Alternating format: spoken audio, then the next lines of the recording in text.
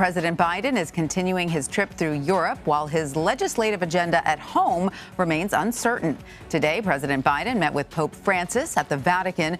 The two have met many times before, but this was the first time since Mr. Biden became president.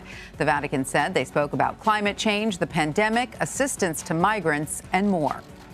The president also met with French President Emmanuel Macron. It was the leaders' first face-to-face meeting since a dispute over a secret submarine deal with the U.S., U.K., and Australia. CBS News' Natalie Brand reports from Washington. President Biden presented Pope Francis with a challenge coin traditionally given to heads of state and military leaders. You are the most significant warrior for peace I've ever met.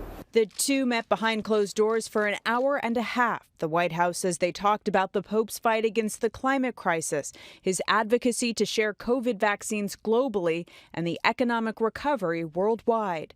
But the president says the discussion went beyond policy. Talked about the fact that he was happy I was a good Catholic and I should keep receiving communion.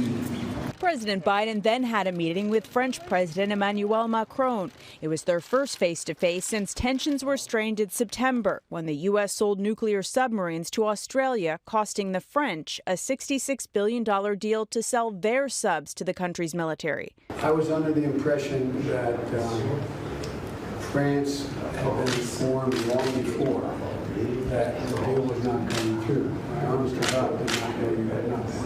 Today's meeting set the stage for the G20 summit starting Saturday in Rome. President Biden's agenda includes issues he's also been working on here at home, addressing climate and corporate tax changes.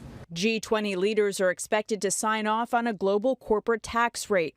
136 countries have agreed to a minimum 15% tax on corporations. Countries have lost the ability to gain meaningful revenue from taxing very successful corporations, and more of the burden has been placed on workers. After the G20 summit this weekend, the president heads to Glasgow, Scotland on Monday for the start of the UN Climate Change Conference. Natalie Brand, CBS News, the White House. For more on this, I want to bring in Nicholas Dungan. He is a senior fellow at the Atlantic Council. Nicholas, welcome. So the president stressed during that meeting that France is a, quote, extremely valued partner. Do you think this meeting helped French-U.S. relations after that conflict over the submarine contract? Yes. Clearly what the meeting was intended to do was to reorient things towards the future. And Macron said this at the very beginning. He said, what we need to focus on is what we can accomplish together now. I originally thought, when the French anger was so palpable, that actually the French government and French officials were slightly overdoing it. But I think what's happened now is that they've turned this, they've leveraged this to the advantage of France and to the advantage of the French-U.S. relationship by basically saying, if you forgot about us, which is what Biden admitted, if you forgot about us in dealing with the Australians and the British, we want to make sure that we are so close that you can't forget about us again. Good point. Now, President Biden did say he was under the impression that France was informed long before the announcement, which, of course, you just pointed out, France said it was not. So what does the future look like for relations between the U.S. and France? You say they were able to sort of angle it so that now, the U.S. is sort of going the extra mile to make France feel a little bit better. What will, in practical terms, what will that look like? Well, first of all, in symbolic terms, and that's important, and it's very important to the French, and it's very important to Macron, because he faces a re-election challenge in April. So in symbolic terms, the most important thing for the French is not to look like the British. In other words, the French president and the US president should be on a par. There should be on the basis of equality. And France expects the United States to recognize France as a great power, even if it is not a superpower. And clearly the fact of meeting at the French embassy, not the French embassy to Italy, as others have said, but to the French embassy, at the French embassy to the Holy See, so at the Vatican, the Villa Bonaparte.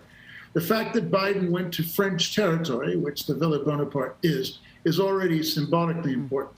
Now, in practical terms, to answer your question, Macron has already said that he wants more help from the U.S. in the Sahel. This is the area of Africa where France has been waging war for some time against terrorism.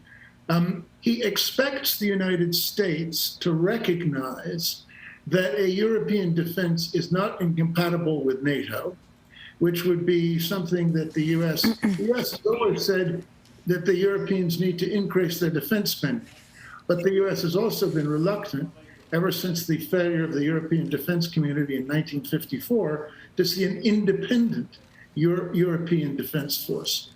Macron is very insistent about European sovereignty and strategic autonomy. I think he confuses those two a bit too much, but basically he wants to make it clear that Europe is a partner of the United States, that France is a partner of the United States, oldest ally and all that, but not subservient to U.S. interests and not necessarily aligned with U.S. views on everything. Let me just mention one more thing, which is China. There's a very strong divergence of views between Europe and the U.S. on China.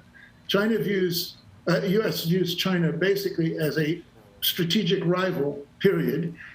Europe views it as a strategic partner on some things, a strategic rival on others, and a lot in between.